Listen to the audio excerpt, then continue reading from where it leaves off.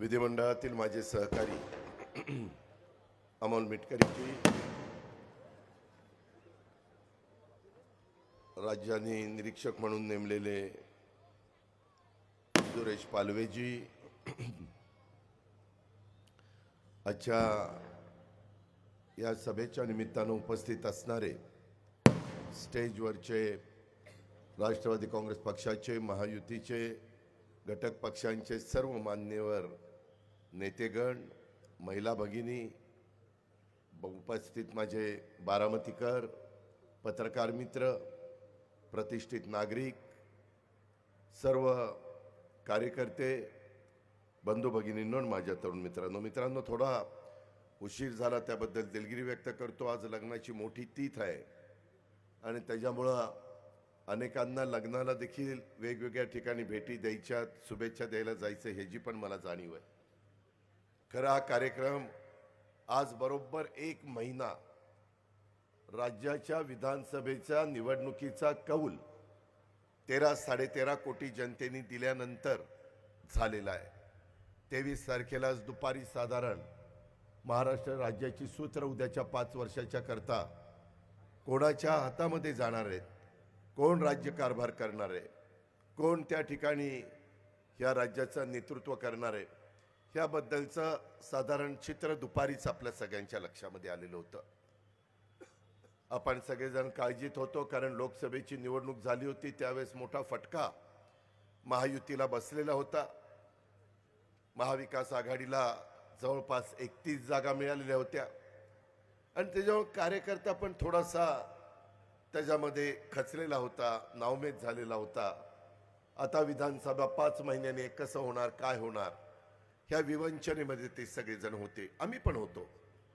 एकनाथराव शिंदे असतील, देवेंद्रजी असतील, मी असेल, आमचे घटक पक्षांचे सगळे सहकारी असतील, आम्ही पण जरा काळजीत होतो किंवा असा एकतर्फी कौल आपल्याला आपल्या भागातली जनता देईल असं वाटलं नव्हतं। परंतु आम्ही काही EVMवर त्या ठिकाणी दोष दिला नाही। शेवटी जनतेच्या मनामध्ये जे असतं ते जनता करत असते। शिवशाहू फुले आंबेडकरांच्या विचाराची जनता आहे। घटनेचे शिल्पकार डॉक्टर बाबासाहेब आंबेडकरांनी संविधान दिलेलं आहे, मताचा अधिकार दिलेला आहे। कुठला अधिकार कशा पद्धतीनं वापरायचा याबद्दलचा फार बारकाईनं विचार करणारे इथले मतदार आहेत, राज्यातले मतदार आहेत आणि त्याच्यामुळं आम्ही सगळ्यांनी विचारपूर्वक आपल्याला पुन्हा नव्या जोमाने लोकांच्या समोर जायचं आणि तशा पद्धतीनं आम्ही तयारीला लागलो। जूनचा अर्थसंकल्प मी सादर करत असताना काही योजना आम्ही एकनाथरावनी, देवेंद्रजींनी तयार केल्या, त्या जनतेच्या करता दिल्या। त्याच्यामध्ये लाडकी बहीण योजना ही फारच माझ्या महिला वर्गाच्या मध्ये पॉप्युलर झाली, तेही अलीकडे सगळीकडे महाराष्ट्रात फिरत असताना पाहायला मिळतं। आणि एक इतरही वेगवेगळ्या 3, 5, 7.5 हॉर्सपॉवरच्या विजेची बिलं माफ केली, झिरोचं बिल आम्ही सगळ्यांना त्या ठिकाणी दिलं। विरोधकांनी टीका केली, हा चुनावी जुमला आहे, हे नंतर बंद होणार आहे, हे देणारच नाही, त्यांच्यामध्ये धमकच नाही, आर्थिक कुठं यांची ताकदच नाही। साहजिक आहे, ते त्यांच्या परीनं बोलणार, आम्ही सांगत होतो आम्ही खोटं बोलणार नाही, आम्ही हे करून दाखवणार आणि सगळ्या गोष्टी आजपर्यंत करून दाखवल्या आणि त्याच्यातून निकाल आला आणि महाविकास आघाडीला ते पचू शकला नाही। त्यांना तो निकाल असा लागू शकतो हे त्यांना सहनच होईना आणि मग EVMच्या बद्दल सातत्याने काही ना काही टीकात्मक बोलण्याचा त्यांनी सुरुवात केली। कुठं आंदोलन कर, कुठं सह्या कर।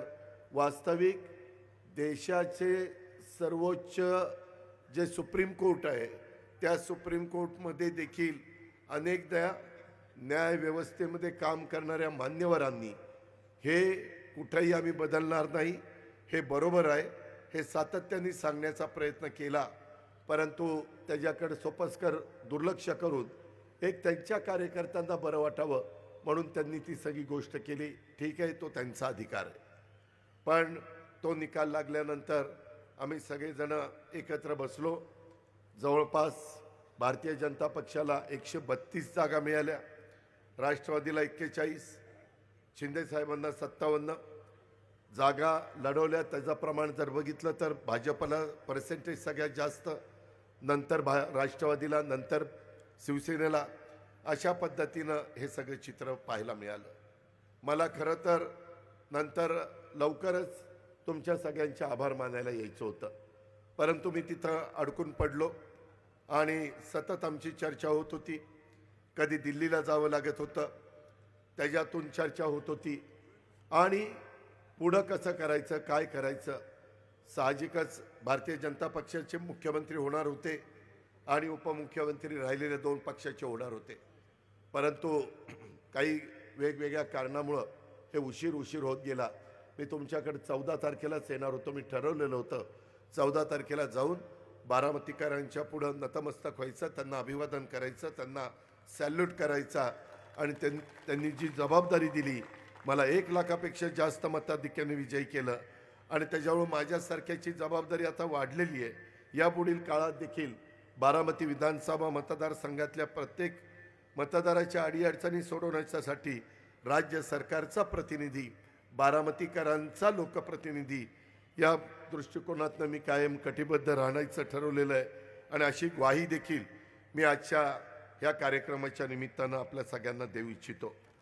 सगळ्यांचं लक्ष लागलेलं होतं. मला अनेक जण म्हणायचे लोकसभेला 48,000 मतांनी माझा लोकसभेचा उमेदवार मागं राहिलेला होता, आता इथं कसं होणार.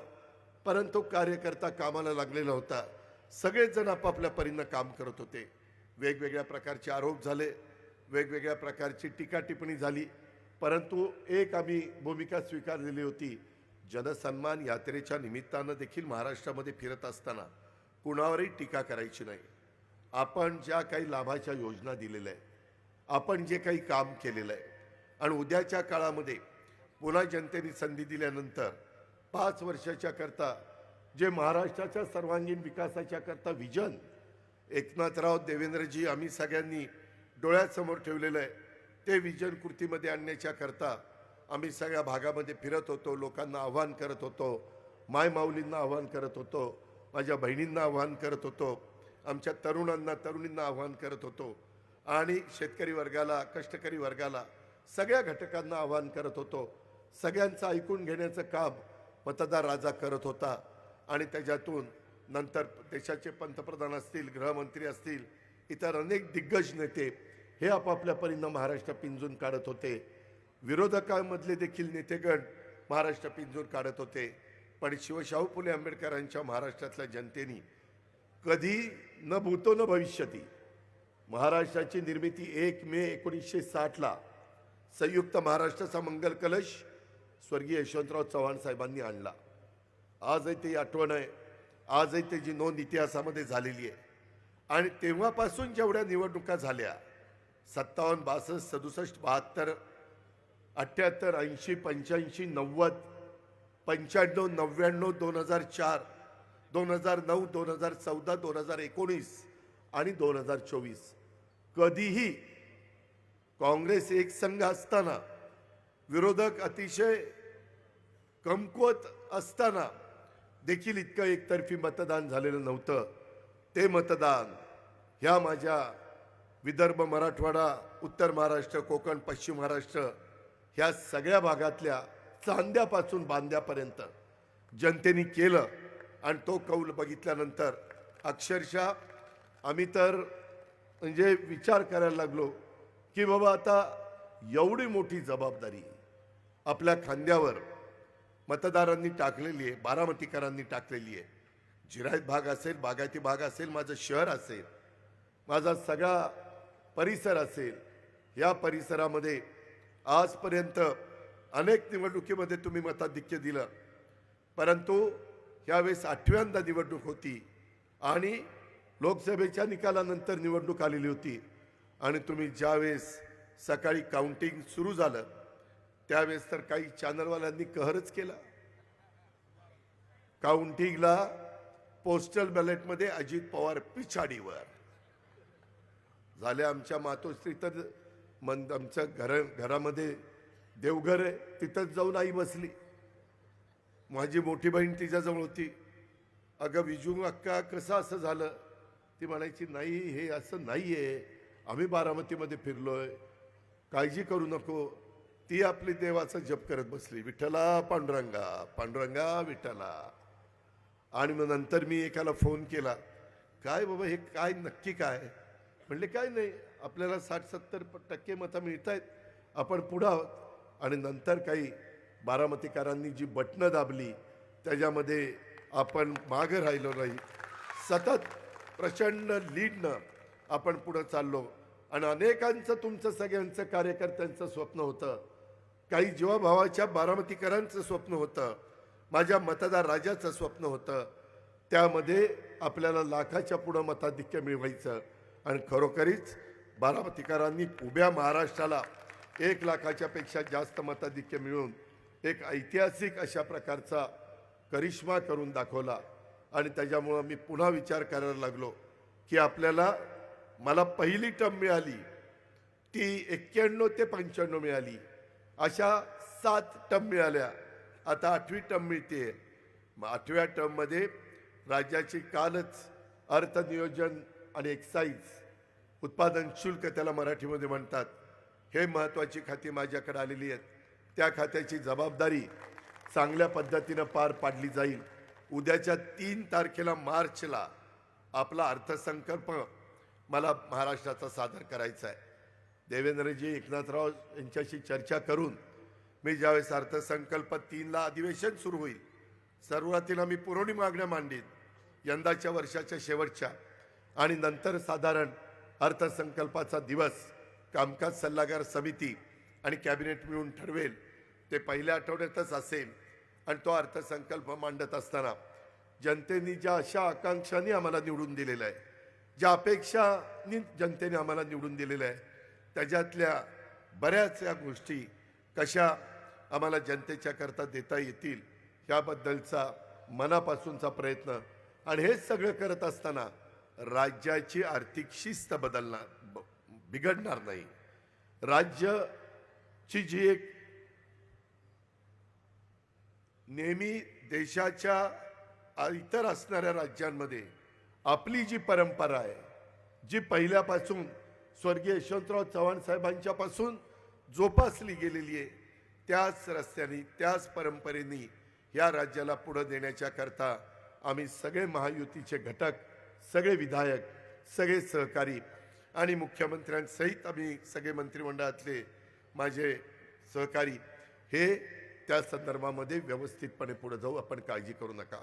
5 वर्षाचा कार्यक्रम, ज्या ज्या काही गोष्टी, निराकरा उपसा सिंचन योजना असेल, माझा जनाई सिरसाईचं बंद पाईपलाईनचं पाण्याच्याबद्दलचा प्रश्न असेल, माझ्या लाकडी लिंबोडी उपसा सिंचन योजनेचं पाणी माझ्या इकडच्या भागात इंदापूर बारामती तालुक्यामध्ये देण्याच्या संदर्भातलं काम असेल, आपले वेगवेगळ्या केटीवेअरचं रूपांतर वेगळ्या पद्धतीनं पाणी अडवण्याच्या दृष्टिकोनातनं करण्याचं काम असेल, हे सगळे प्रश्न अतिशय चांगल्या पद्धतीनं सोडवण्याच्या करता मी आता उद्या माझा दिवस पुण्यामध्ये जाणार आहे. मगाशी आमचे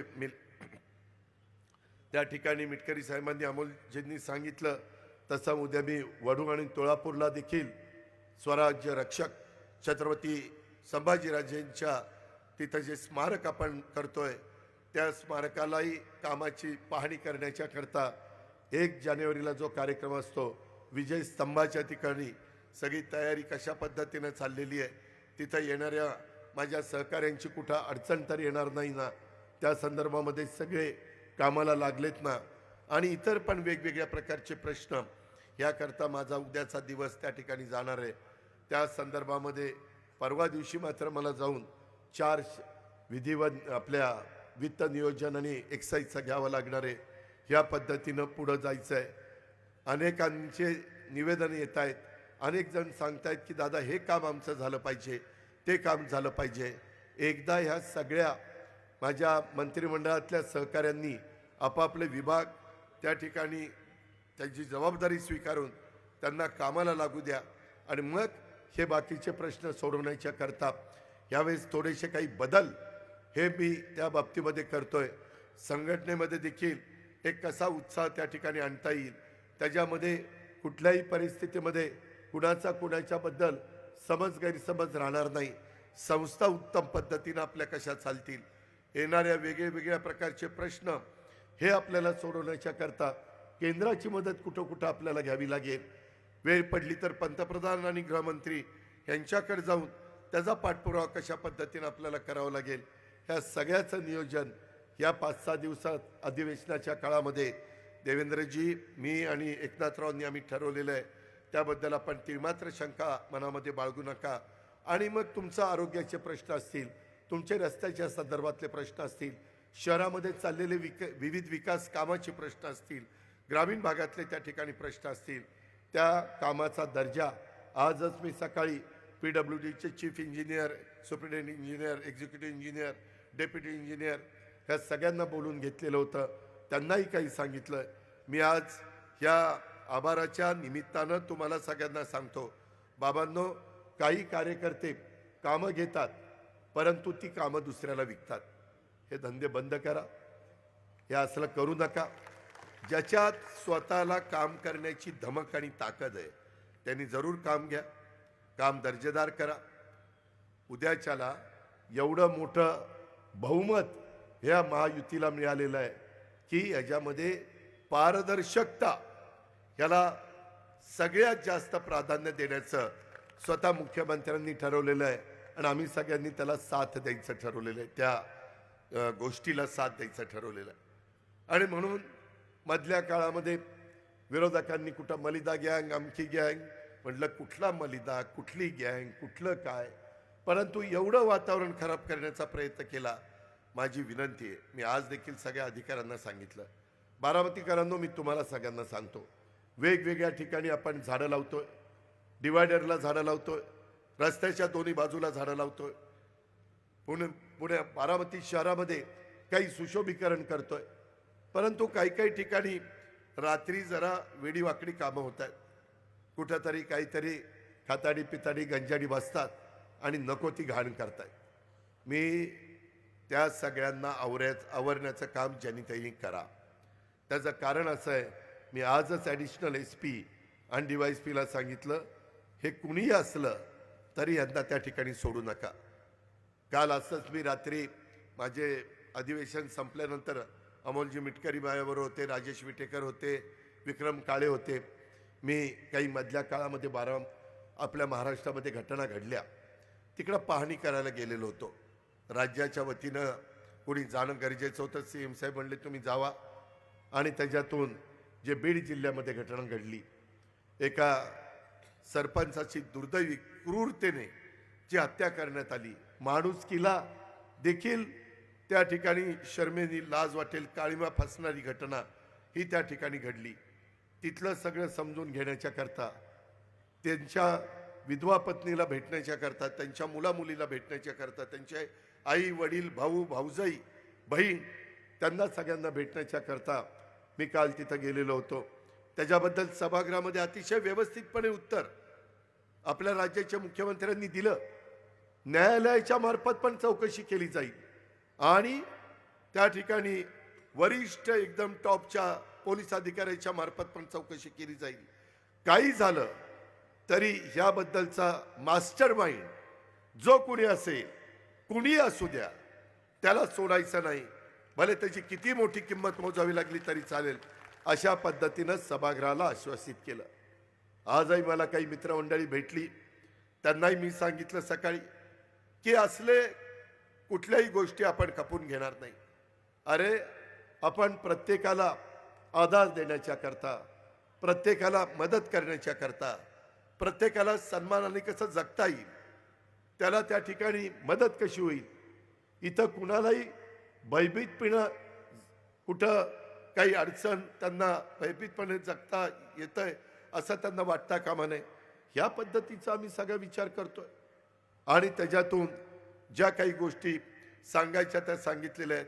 मी आज देखील तुम्हाला ह्या आभाराच्या सभेच्या निमित्तानं सांगतो की याच्यामध्ये आम्ही सगळ्या प्रमुखांनी तिघांनी पण लक्ष घातलेलं आहे. आणि तुम्ही पहा की कुणीही असू द्यात यांना संबंधितांना इतक्या वाईट. मी त्या सिव्हिल सर्जनशी बोललो. सिव्हिल सर्जन म्हणला की दादा, पोस्टमॉर्टम करताना आजपर्यंत अशा प्रकारची केस मी आयुष्यात बघितली नाही. अहो, मग एखाद्या प्राण्याला पण एखादी काठी मारताना आपण म्हणतो अरे कशाला मारतो, जाऊ दे ना बाबा, तिकडे जाईल ते. परंतु ज्या अमानुषपणे ह्या सगळ्या गोष्टी घडलेल्या आहेत, ह्या शिवशाहू फुले आंबेडकरांच्या महाराष्ट्राला शोभणाऱ्या नाहीयेत. आम्ही पण राज्यकर्ते म्हणून तिथं बसलो असताना ह्या घटना घडतात, ह्या आम्हाला पण शर्मेने मान खाली घालायला लावतात. आणि त्यामुळं एक अशा पद्धतीचा मेसेज या राज्यामध्ये गेला पाहिजे की परत कुणाचं धाडस देखील अशा पद्धतीनं होता कामा नये. एवढ्या पद्धतीनं आपण पुढे जायचं ठरवलंय. आणि ह्या शहाण्यांना कुठल्याही परिस्थितीमध्ये, त्या नालायकांना, अमानुष लोकांना फाशीची शिक्षा झाल्याशिवाय भले फास्ट ट्रॅकवर ते केस घ्यावी लागली तरी चालेल, परंतु त्यांना सोडायचं नाही. आणि ह्या पद्धतीनं आम्ही सगळ्यांनी ठरवलेलं. त्याच्यातनं परभणीमध्ये पण 2 घटना घडल्या, तिथं पण मी गेलो. तिथं पण त्यांना एक आधार देण्याचं काम, त्यांचं समजून घेण्याचं काम, त्या सगळ्या गोष्टी त्या बाबतीमध्ये केल्या, जेणेकरून त्यांचं कुटुंब कुणाचंच उघड्यावर पडू नये. जे गेलेली व्यक्ती मलाही माहिती आहे किती पैसे दिले तर परत येणार नाही, परंतु पुन्हा ते कुटुंब उभं राहून गेलेल्या व्यक्तींचं अधुरं राहिलेलं स्वप्न पूर्ण करण्याच्या दृष्टिकोनातनं या तिन्ही बाबींच्या मध्ये सरकारने लक्ष घातलेलं आहे. राज्याचे मुख्यमंत्री देवेंद्र फडणवीस साहेबांनी सभागृहाला आश्वासित केलेलं आहे. जे सर्वोच्च सभागृह आहे, कायदे मंडळ आहे, त्याच्यामार्फत महाराष्ट्राला देखील एक संदेश देण्याचं काम केलेलं आहे. आणि पोलीस यंत्रणेला देखील त्या ठिकाणी अतिशय कडक भाषेमध्ये जे सांगायचे ते सांगितलेलं आहे. ह्या पद्धतीने या सगळ्या गोष्टीमध्ये आपण लक्ष घातलेलं आहे. माझी तुम्हाला विनंती आहे, बारामतीमध्ये देखील काही घटना घडत आहेत. सोशल मीडियाच्या अल्पवयीनांच्याकडून होणारा वापर चिंताजनक आहे. इथं बसणारे तुम्ही प्रत्येकजण कुणाच्या तरी आजोबा आहेत, कुणाचे तरी वडील आहेत, कुणाचे तरी चुलते आहेत, कुणाची तरी आई आहे, कुणाची तरी काकू आहे, कुणाची कुणाची आत्या आहे, आजी आहे. हे सगळ्यांना मला सांगायचं आहे, आपल्या मुला मुलींच्याकडं फार बारकाईनं त्या ठिकाणी पालकांनी लक्ष देण्याची गरज आहे. ह्याच्यामध्ये वेगवेगळी जी काही पावलं आपण उचललेली आहे, शक्ती अभियानाला आमच्या महिलांनी साथ दिली पाहिजे. पालकांनो, आपल्या मुलांशी साधा संवाद ठेवायला शिका. किती काम केलं, किती पैसा कमवला, तर कुणी तो पैसा वर घेऊन जाऊ शकत नाही. काळाच्या नियतीच्या पुढं आपल्याला बोलवणं आल्यानंतर प्रत्येकाला जायचं आहे, पण आपली नवी पिढी ह्याच्यामध्ये कुठेही चुकीच्या रस्त्याने जाता कामा नये. काल या सगळ्या गोष्टी करता करता मला पुण्याला यायला अमोल मिटकरी पण होते. मला वाटतं आम्ही 11:30 पावणे 12ला पुण्याला एअरपोर्टला उतरलो. आपल्या इथं नाईट लँडिंग नसल्यामुळे आम्हाला पुण्याला उतरावं लागलं. आता लातूर, धाराशिव, माझं बारामती, यवतमाळ ह्या वेगवेगळ्या विमानतळावर आपण नाईट लँडिंग पण करणार आहोत, जेणेकरून रात्री अपरात्री कधी कुणालाही कुठंही जायचं यायचं म्हटलं तर अडचण येता कामा नये. त्याही कामामध्ये मी त्या ठिकाणी लक्ष घातलेलं आहे. आणि मी 1:30 वाजता, 1:45 वाजता ह्या भिगवण रोडनी येत होतो आणि एक मुलगा आणि मुलगी 1:30 वाजता ते आपलं मधी सुशोभीकरण केलं, तिथनं चाललेले होते. मी ड्रायव्हरला म्हणे गाडी थांबव. माझ्या मनात पाल चुकली की काय इतक्या रात्री 1:30 पावणे 2 वाजता भांडून चालले का, कुणी कुणाला पळून नेतंय का, रुसून फुगून काही चाललंय. म्हणून गाडी थांबवली आणि सिक्युरिटीला सांगितलं, बघा जरा त्यांना विचारा. पण ते दोघंही अतिशय नवखे होते, परंतु त्यांचं दोघांचं लग्न झालं होतं. मी जरा थांबल्यानंतर माझ्यापर्यंत ते चालत चालत त्या मधनं आले. ते म्हणले, दादा आम्ही जरा शेवटचा चित्रपट, काही लास्ट शो कुठला, तो काहीतरी 1:30 वाजता संपतो, 1:30ला संपतो ना,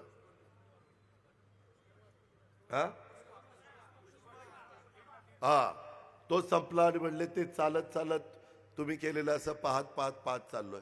म्हणलं दुसरं काही नाही ना. नाही म्हणले दुसरं काही नाही. दोघंही हसले. म्हणलं सगळं रुळावर आहे, काळजी करायचं कारण नाही. पण माझी विनंती तुम्हाला आहे, तुम्हालाही कुठं रात्री अपरात्री जाताना काही दिसलं किंवा कोण काही चुकीचं वागत असलं तर त्याला तिथल्या तिथं आपण नीटपणे समजावून सांगितलं तर ह्या गोष्टी थांबतात. 2 महिन्यामध्ये वेगवेगळ्या प्रकारचे गुन्हे रोखण्यामध्ये देखील शक्ती अभियानाला महिलांनी साथ दिली तर त्याच्यामध्ये पोलिसांना निश्चितपणे एक यश आलेलं आहे. व्हॉट्सॲपला DP ठेवणं, स्टेटस ठेवणं, इंस्टाग्राम असेल, फेसबुकवर रील अपलोड करणाऱ्या मुलांवर लक्ष ठेवणं, तसेच महिलांवरील अत्याचार रोखणं, यासाठी अभियानाच्या माध्यमातून आपण ह्या सगळ्या पोलीस यंत्रणेला वरिष्ठ अधिकाऱ्यांना बरोबर घेऊन काम सुरू केलेलं आहे. मोठे गुन्हे रोखण्यात ह्याच्यातनं आपल्याला बारामती नव्हे तर सगळीकडेच त्या ठिकाणी लक्ष द्यायचं आहे. आपली मुलं कोणाच्या संगतीमध्ये आहेत, सोशल मीडियाचा ते कसा वापर करतायत, याकडे देखील पालकांनो कृपा करून तुम्ही त्या ठिकाणी लक्ष देणं गरजेचं आहे. शक्ती अभियानाला महिलांचाच प्रतिसाद चांगला आहे, परंतु ह्या सगळ्या गोष्टी होत असताना आपण तक्रारी करता पेट्या ठेवल्यात, बाकीच्या सगळ्या गोष्टी त्या ठिकाणी केलेल्या आहेत आणि त्याच्यामुळं ह्या सगळ्या बाबतीमध्ये मीडियामध्ये देखील वेगवेगळे वार्ता पत्रकार त्याच्याबद्दलच्या बातम्या देत आहेत. माझी तुम्हालाही विनंती आहे की कुठंही बारामतीकरांना कमीपणा येईल, आपल्या आईवडिलांना कमीपणा येईल, आपल्या नावाला गालबोट लागेल अशा पद्धतीची गोष्टी होऊन देऊ नका. आणि सगळं जे करतोय त्याच्यामध्ये बऱ्याचदा डिवायडरला लावलेली झाडं काही तुडून जातात. काय त्यांना मिळतं कोणाला माहिती. अरे किमान तुम्हाला झाडं लावता नाही आली तर लावलेली झाडं नीटपणे जागवा ना बाबांनो. त्याच्यामध्ये त्या कुठं काहीतरी वेडवाकडं. आता मी येताना बघितलं पोपटराव तुपेंचा बंगला, त्याच्यासमोर एवढी लोक बसलेली होती. आपल्याला सगळीकडे ते वेगवेगळ्या प्रकारे. मला माळेगावकरांना पण सांगायचं आहे त्या डिवायडरमध्ये काय लावलंय काय नाही. अरे निवडणूक आल्यानंतर माळेगावकर एकमेकाच्या विरोधात असे लढतात विचारता सोय नाही. आणि मग ह्याच्यामध्ये देखील काही सामाजिक काम करणाऱ्या सहकारी मित्रांनी किंवा बाकीकडे कशी झाडं येतात, आपण इथं डिवायडरला काय केलं पाहिजे, प्रत्येकाने जबाबदारी उचलली पाहिजे. एकटा अजित पवार किती 24 तास राबला तरी त्याच्या बापाच्याने ते शक्य होणार नाही. त्याला तुमची सगळ्यांची साथ पाहिजे, तुमचा सगळ्यांचा प्रतिसाद पाहिजे. कुठं तुम्हाला जाता येता कुणी काहीतरी वेडवाकडं करत असेल तर मी आता CCTV कॅमेऱ्याची संख्या पण वाढवणार आहोत, पण आपल्याला पण आपण शिस्त लावून घेतली पाहिजे. कुठंही कचरा कुठंही घाण हे करून त्या ठिकाणी चालणार नाही. आपल्या सर्वांचं शहर आहे. बाहेरची लोक आल्यानंतर कौतुक करतात, परंतु ते कौतुक करत असताना आपण आपल्या जबाबदारीतून बाजूला जाता कामा नये. मी तुम्हाला आज समारोपाच्या या माझ्या आभाराच्या सभेच्या निमित्तानं सांगतो की आजपर्यंत तुम्ही माझी 60 टर्मची कारकीर्द बघितली. या 8व्या टर्मची कारकीर्द 60 टर्मला मी जेवढा विकास केला नाही तशापेक्षा जास्त विकास या 8व्या टर्मला मी करून दाखवणार आहे. इथं ही सगळी शाळा मी काढणार आहे. इथं पश्चिम उत्तर अशी शाळा बांधणार आहे आणि तिथंच वरच्या मजल्यावर पूर्वेकडे बघून मुलांनी आतमध्ये जायचं. पटांगण वाढवणार आहे. खूप काही गोष्टी आपल्याला करायच्या. बाबूजी नाईकवाडा आज गेलो होतो, बरंचसं काम झालेलं आहे.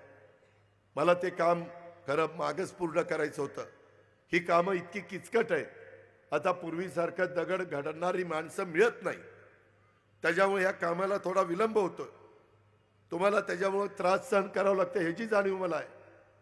मधी नटराजच्या समोर 3 हत्तीच्या समोर काय माझी इतकी चेष्टा मस्करी केली, काय केलंय काहींनी तर एक टीम पाठवली. मला आज माझे अधिकारी सांगत होते आणि सर्वे केला की तुम्ही काय केलंय. अधिकारी PWDचे म्हणले यात सांगतो काय केलं. जे तज्ञ लोक आली होती त्यांना त्यांनी दाखवलं. ते म्हणले बरोबर आहे, तुम्ही केलेलं बरोबर आहे, ह्याच्यात चुकीचं काय. ते म्हणले तुम्हाला ज्यांनी सांगितलं चुकीचं आहे त्यांना जाऊन सांगाही बरोबर आहे. ह्या सगळ्या गोष्टी आहेत. अरे बाबांनो, ह्याच्या आधी बारामती लहान होती. कुणी कुठेही कसाही गेला वाहनांची संख्या कमी होती, माणसांची संख्या कमी होती. आता तुम्हाला जिथं वन वे ट्रॅफिक असेल तिथं वन वेनीच जावं लागणार आहे. उलट त्या ठिकाणी जाऊन चालणार नाही. त्याच्यामध्ये रॉंग साईडनं जाऊन चालणार नाही. ह्या सगळ्या गोष्टी शेवटी तुम्ही प्रतिसाद दिला तर होणार आहे. अशा अनेक गोष्टी आपल्याला सुपा परगणा असेल, माळेगाव असेल, पंढरा असेल, तिकडं निंबूत असेल, तिकडं काठेवाडी असेल, सगळ्या शहरांच्या मध्ये, तिकडं सांगवी असेल, ह्या सगळ्या गोष्टी करायच्या. त्याच्याकरता तुम्ही सहकार्य, आपल्या नवीन पिढीला ती शिस्त त्या ठिकाणी लावायची. हे पण मी आपल्याला सगळ्यांना या निमित्तानं सांगू इच्छितो. तुम्ही तर अक्षरशः बारामतीकरांच्यावर एक पुस्तकच लिहिलं पाहिजे. लोकसभेच्या निवडणुकीच्या निमित्तानं महायुतीच्या उमेदवाराला, खासदारकीला जे 386 बूथ होते, त्याच्यात फक्त 4 बूथवर आपण पुढं होतो. 4, 382 बूथवर माग. आणि आता 382 बूथवर पुढं, 4 बूथवर माग. एकात 5, एकात 7, एकात असंच काहीतरी 7, 11, 54 आणि 55. त्याच्यामध्ये खराडवाडी तर एवढीशी वाडी, पण तिथं पण 55 मागं राहिलो. ढाकाळ्याला 54 मागं राहिलो. बारामती नगर परिषदेमध्ये एक 131चा बूथ आहे, तिथं 11 मागं राहिलो आणि मुढ्याला 7 मागं राहिलो. अशा पद्धतीनं तिथं झालं. पण बाकीच्यांनी 2-2 मतं दिली, 2-2 मतं दिली. मी खरोखरीच तुमच्या पुढं अक्षरशः नतमस्तक होतो. म्हणजे काय करावं तेच मला सुचत नाही. आज खताळपट्ट्यांनी, मला एक काळ आठवतोय की ज्यावेळेस चोपडे भाऊ उमेदवार होते, इंदिरा गांधींची सभा झालेली होती आणि त्यावेळेस पवार साहेब आणि चोपडे भाऊंची निवडणूक झाली होती. 1985ची नाही तर 84ला 85ला शहाजीराव होते, 90ला पण नाही, 1980, राईट, 1980ची निवडणूक. आणि त्या निवडणुकीमध्ये त्याच्यामध्ये खताळपट्ट्यामध्ये इतकी कमी मतं साहेबांना मिळाली होती. सगळा खताळपट्टा वन साईड चोपडे भाऊंना चालला होता. आणि ह्यावेळेस मात्र जवळपास एक नंबरचा बूथ कुठला राहिला तर तो ढेकळवाडीतला खताळपट्टा बूथ राहिला. होणाऱ्या मतदानामध्ये 88% पेक्षा जास्त मतं त्या ठिकाणी आपल्याला मिळाली.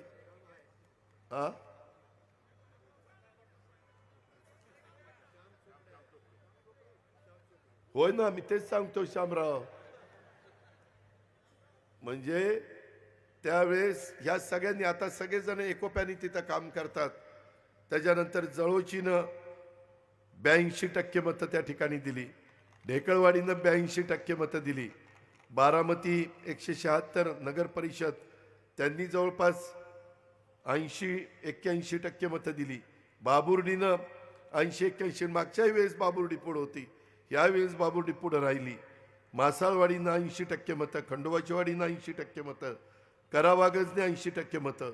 मागच्या वेळेस करावागज मायनस, आणि यावेळेस मी गेल्यावर म्हणले दादा तुम्ही फक्त पेटी बघायची, प्लस करून टाकलं. काय म्हणजे डोक्याच्या कळण्याच्या पलीकडे. पुन्हा ढेकळवाडीतला बूथ तो देखील 78-79%, येळेवस्तीचा बूथ तो 78-79%. अशा 10 बूथ बाकीचे पण आहेत, परंतु यांचं मी विशेष कौतुक करतो, विशेष अभिनंदन करतो. आणि मी यावेळेस जरा ठरवलेलं आहे, बूथ कमिटीचे अध्यक्ष आणि हे प्रमुख आहेत ना, त्यांना जरा विचारायचं की त्या गावात काय काम करायचं. कारण नेहमी बूथ कमिटीला लोक काम करतात प्रत्येक इलेक्शनला, आणि इलेक्शन झाल्यावर मात्र ती राहतो बाजूला, आणि काम न करणारे पुढारी पुढं येऊन दादा हे झालं पाहिजे, दादा ते तसं गेलं पाहिजे. आता मी पण दाखवतो काय झालं पाहिजे आणि काय कसं गेलं पाहिजे. मी सारखं डोक्याला थांबायचो, 23 पर्यंत डोकं शांत ठेव, काही बोलू नको, एकदा बटणं दाबल्यावर मग बघू काय करायचं ते. त्यामुळं सगळ्यांनी थोडंसं नीटपणे वागा. उगीचच आपण कामाची माणसं आहोत, आपल्याला विकास करायचा आहे. आपल्याला जातीपातीचं नात्या गोत्याचं राजकारण नाही करायचं. आपल्याला सगळ्यांना बरोबर घेऊन त्या ठिकाणी जायचं आहे. त्याच्यामध्ये कुठल्याही परिस्थितीमध्ये केंद्राचा राज्याचा जो पैसा निधी येणार आहे, जिल्हा परिषदेचा DPDCचा जो काही निधी येणार आहे विकास कामाला किंवा CSR मधनं असेल, कारण आपलं त्या प्रशासकीय बिल्डिंगच्या शेजारी 9-10 कोटीचं जे काम चाललंय गार्डनचं, मी सारखं तिथं सांगतोय सचिन आणि बाकीच्यांना, लवकर उरका लवकर उरका, कारण ती गार्डन आणि अजून काही ठिकाणी आपल्याला उद्यानं करायची, अजून काही स्पॉट डेव्हलप करायचे. अजूनही मी आज सभेच्या निमित्तानं स्टेजवर आणि समोर बसणाऱ्या मान्यवरांना सांगतो की तुमच्याही गावामध्ये तुम्ही जर पुढाकार घेतला तर तिथंही काही चांगलं करण्याच्या करता मी तुम्हाला पूर्णपणे सहकार्य आणि मदत करायला तयार आहे. आपण काळजी करू नका, पण त्याच्यानंतरची जबाबदारी तुमची आहे. काही काही गोष्टीच्या बद्दल मी शेवटच्या सभेमध्ये बोललो होतो की दत्त मंदिराच्या बद्दल आणि माझ्या गणेश मंदिराच्या बद्दल त्या कामाच्या करता आपण परवाच दत्त जयंतीच्या निमित्तानं भूमिपूजन करून काम सुरू केलेलं आहे. अशा पद्धतीनं आज देखील मी तिथं दशक्रिया विधीच्या ठिकाणी काही गोष्टी किकले आणि बाकीच्यांना सगळ्यांना करायला सांगितलेलं आहे. इथल्या प्रत्येक घटकाच्या करता स्मशानभूमी असेल, दफनभूमी असेल किंवा काही त्यांचा महत्त्वाचा प्रश्न असेल ते सोडवण्याच्या करता आम्ही कुठेही तसोभर देखील कमी पडणार नाही. परंतु ते सगळ्यांच्या करता काम आहे, ती कुणाची एकट्या दुकट्याची मक्तेदारी नाही आहे. हे पण आपण सगळ्यांनी ध्यानामध्ये घेतलं पाहिजे. आणि जे NGOज आहेत, काही काहींना वाटतं की आपल्यालाही आपल्या शहराच्या करता आपल्या गावाच्या करता काहीतरी आपण करावं, तर त्यांनी हक्काने माझ्याकडे यावं. त्याकरता त्यांच्या मनामध्ये काय आहे, आज पण माझ्या काही सहकारी मित्रांनी ग्रीन सिटीच्या निमित्तानं एक चांगल्या इथलं पर्यावरण राहावं, इथलं वातावरण चांगलं राहावं, ह्या दृष्टिकोनातनं आम्ही काही चर्चा केली. नवीन यंग जनरेशन ही खूप चांगल्या विचाराची आहे, ती अभ्यास करते, त्याच्याही माझ्यासारख्या कार्यकर्त्याला मनापासूनचं समाधान आहे. आणि त्याच्यामुळे इथून पुढच्या काळामध्ये कामं करत असताना ज्याला खरोखरी स्वतः काम करायचं आहे त्याच्यामध्ये मी तर आज अधिकाऱ्यांना सांगितलं की तुम्ही स्पर्धा लावा, त्याच्यामध्ये कामाच्या क्वालिटीमध्ये कुठं हायगाई करू नका. आणि ह्या सगळ्या गोष्टी करत असताना मला तुम्हाला सांगायचं आहे की एकंदरीत बूथ कमिटी त्याच्याही मधून अधून आपण मेळावा घेत चालू आणि नवीन कार्यकर्त्यांची टीम, जुन्या नव्यांचा एक मिलाप, येणाऱ्या वेगवेगळ्या निवडणुकीच्या निमित्तानं देखील त्यामध्ये कसं आपल्याला चांगल्या विचाराची लोक तिथं देता येतील. अडचणी तर सगळीकडेच असतात, पण त्या अडचणींमधनं मात करून पुढं जायचं असतं. ह्या पद्धतीनं आपण आपले सगळ्यांची कामं त्या ठिकाणी करत जाऊ. आणि मी एका बूथ कमिटीच्या कार्यकर्त्याला आज इथं सांगू इच्छितो, साधारणपणे 50 मतदार अशा पद्धतीनं तुम्ही बूथमधल्या माझ्या सहकाऱ्यांनी नियोजन केलं तर बूथ कमिटी कार्यकर्त्याला त्या 50 मतदारांशी कायम कनेक्टेड राहायला सोपं जाणार आहे आणि त्यांचे प्रश्न आणि अडचणी सोडवण्याच्या करता देखील मदत होणार आहे. मी माझ्या मंत्रालयातला पण काही सेटअप थोडासा बदलतोय, पुण्याचा पण सेटअप त्या ठिकाणी बदलतोय. बारामतीमध्ये देखील आरोग्याच्या संदर्भातला वेगवेगळ्या प्रकारे असं तिथं लोकांना माझं जरी 8 दिवसांनी किंवा 10 दिवसांनी येणं झालं तरी तुमचं काम नडलं नाही पाहिजे. मी अधिकाऱ्यांना पण आज थोडंसं ओझरतं सांगितलेलं आहे. आज सुट्टीचा दिवस होता तरी देखील मी दुपारी त्यांना घेऊन आपल्या सर्किट हाऊस इन्स्पेक्शन बंगल्या PWD गेस्ट हाऊसला बसलेलो होतो. तिथं पण आपण त्यांना सांगितलेलं आहे किंवा तुम्ही आत्ताच ठरवा, काम करायचं असेल आणि मनापासून काम करायचं असेल तर तुम्ही इथं पोस्टिंग मागा, इथं राहा. जर तुम्हाला करायचं नसेल तर मला बेलाशक सांगा की दादा तुमची जेवढा आवाका आहे, तुमची जी गती आहे ती गती आम्हाला सांभाळता येणार नाही, आम्हाला दुसरीकडे बदली द्या. मी त्यांना दुसरीकडे बदली देईल आणि जो माझी गती न चालू शकेल अशा अधिकाऱ्यांना मी इथं आणीन. त्याबद्दल काही काळजी करण्याचं कारण नाही. पण शेवटी ते अधिकारी, आपले कार्यकर्ते आणि सगळे सहकारी असा ते समन्वय झाला तरच ह्याच्यातनं आपल्याला जे काही प्रश्न काही पेंडिंगला पडलेले आहेत ते मार्गी लावण्याचं काम आपल्याला होईल. दुसरी एक गोष्ट मी सांगतो, काही झालं तरी आत्ता कामं करत असताना मी आजच अधिकाऱ्यांना सांगितलंय की जे नियमाने असेल ते होईल. काही काही ठिकाणी आता आज म्हणजे आज नाही, आपला हे आहे ना फाटक आहे ना एअरपोर्टच्या तिथलं, तिथून मी एक असा नवीन रस्ता मोठा करायला सांगितलेला आहे. पार डायनामिक्सचा प्लॉट होता, नाही सह्याद्री फार्मचा प्लॉट होता तिथपर्यंत. त्याच्यात काही लोकांनी मध्ये रस्ताच अडवला, जुना रस्ता कटफळला जाणारा बऱ्याच वर्षापासूनचा. आता इथं संपतराव तात्या देवकाते आहेत, बाकीचे सगळे वडीलधारी आहेत, त्यांना माहिती आहे फार जुना रस्ता. आणि काही जण म्हणले नाही नाही ही रस्ता शिवचा होता, आमचा आहे. मी आज बारामतीकरांना सांगतो, सुप्रीम कोर्टाने निकाल दिलेला आहे, जे रस्ते 20 वर्षापूर्वीचे झालेले आहेत ते रस्ते सार्वजनिकच राहतील, तिथं कुणाची मालकी राहणार नाही, सरकारची मालकी राहील. त्यामुळं कुठल्याही बाबतीमध्ये जुन्या रस्त्यांना आडवं यायचं काम करू नका. मी PWD, पोलीस, रेव्हेन्यू खातं म्हणजे प्रांत मामलेदार या सगळ्यांना तशा प्रकारच्या सूचना दिल्या. तिथं लोक काही आली होती, त्यांनी थांबवलं, पण पोलिसांनी त्यांना सांगितलं तुम्हाला अडचण येईल, सरकारी कामामध्ये अडथळा आणला म्हणून तुमच्यावर कार्यवाही होईल. त्याकरता विकास कामाच्या बाबतीत तुमच्यावर अन्याय झाला जरूर या, मी अन्याय होऊन देणार नाही. पण जर अन्यायाच्या निमित्तानं चांगलं चाललेलं काम जर कुणी अडवण्याचा प्रयत्न केला तर त्याला पाठीशी घातलं जाणार नाही. ही पण बाब आपण सगळ्यांनी या निमित्तानं लक्षामध्ये ठेवावी.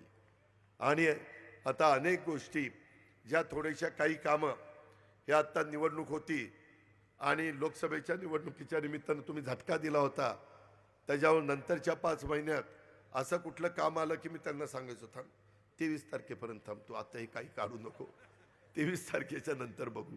त्याच्यावर आता 23 तारीख झालेली आहे. आता बारामतीतली विकास कामं शहरातली असतील, ग्रामीण भागातली असतील, जिल्ह्यातली असतील, ती आता थांबणार नाहीत. ती कामं करताना कुणावर अन्याय होणार नाही.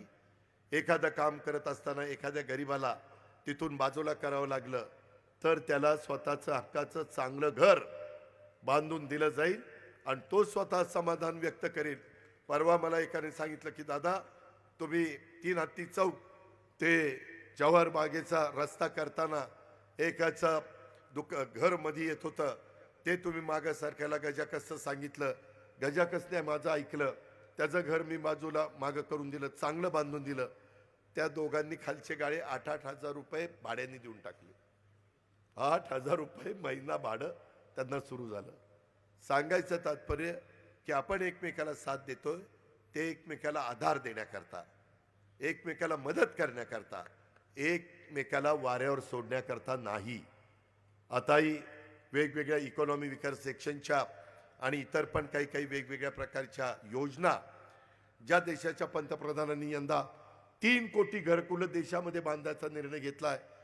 पण मुख्यमंत्री आणि दोन्ही उपमुख्यमंत्र्यांचा प्रयत्न असा आहे त्याच्यातले 10% पेक्षा जास्त घरं ह्या आपल्या महाराष्ट्राला कशी मिळतील आणि ज्याला हक्काचं घर नाही त्याला स्वतःचं हक्काचं घर देऊन कशा पद्धतीनं मार्ग काढता येईल ह्या पद्धतीचा प्रयत्न आपण करतो. आज पण सकाळी मला काही जण भेटले, म्हणले दादा तुम्ही डॉग स्क्वॉडचं काम जे सुरू केलं ती जमीन आमची आहे.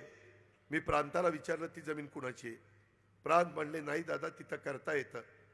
त्याच्यामुळं कधी काळी कुठलं काही झालं असेल तर खरोखरीच मी कुणाच्या जमिनी बळकवायला इथं आलो नाही, पण काही योजना राबवण्याच्या करता काही वेगवेगळ्या पद्धतीनं आपल्याला महत्त्वाच्या बाबी ह्या जिल्ह्याकरता, ह्या राज्याकरता, ह्या तालुक्याकरता करायच्यात, त्या करण्याच्या करता मात्र बारामतीकरांनो आपण सगळ्यांनी जशी निवडणुकीला मला साथ देता तशा पद्धतीनं त्या बाबतीमध्ये इथून पुढं पण तुम्ही मला साथ द्या. तुमचं जे काही प्रेम आहे, तुमचं जे काही एकंदरीत मदत असते ते बघितलं तर माझ्यासारख्या कार्यकर्त्याला 10 हत्तीचं बळ त्या ठिकाणी मिळतं. त्याच्यामुळं एकंदरीतच मी ज्यावेळेस सभागृहामध्ये गेलो 1 लाखाच्या पुढं कोण कोण निवडून गेलं त्याच्या याद्या आल्या. त्याच्या याद्यामध्ये बारामतीचा लोकप्रतिनिधी अजित पवारचं पण नाव त्या ठिकाणी होतं. त्याच्यामुळं आमची पण छाती त्या ठिकाणी फुगते. आता छातीच्या ऐवजी पोटच जास्त फुगते, पण छाती फुगते आणि एक समाधान वाटतं आणि त्याच्यातनं आज आणखी हुरूप येतो. नाही, आपण केलं पाहिजे. आज देखील काही इंडस्ट्री आणण्याचं काम, आज देखील माझ्या तरुणींच्या करता रोजगार निर्माण करण्याचं काम, आज देखील वेगवेगळ्या संस्थांच्या मध्ये ज्या जागा राहिल्यात मोकळ्या रिक्त त्या जागा भरण्याचं काम, त्याच्यामध्ये आज देखील वेगवेगळ्या प्रकारे राज्य सरकारमध्ये ज्या महत्त्वाच्या जागा भरणं गरजेचंच आहे ह्या देखील जागा. देश विदेशातील प्रत्येक घडामोडींचे लाईव्ह अपडेट मिळवण्यासाठी आता साम टीव्हीच्या सर्व सोशल मीडिया प्लॅटफॉर्मला लाईक, फॉलो आणि सबस्क्राईब करा. तसंच सर्व नोटिफिकेशनसाठी बेल आयकॉन प्रेस करायला विसरू नका.